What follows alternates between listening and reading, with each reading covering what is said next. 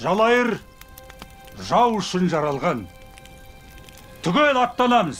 Біз айбын асқан албан суан дулат баласы қару ұстауға жарайтын еркек кіндіктіні тек саттандырамыз. Бес ата қаңлы баласы тік көтеріліп атқа қонса, жер қайысқан қол емес пе? Біз де аттанамыз. Асты жаугершілікте сылған ел. Ағайын қысылып көмек сұраған екен, аттанамыз.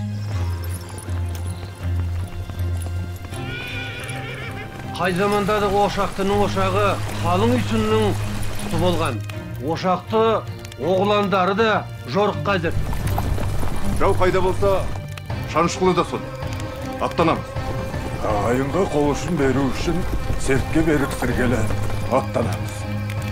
Айбарлы шапрашта ақындар мен батырлар елі, айбатына қай жаушыдар, аттанамыз деміз. Бөрісінің бөрлі басты байрағын көтеріп, аттаныңдар, жортқанда жолдарың болсын.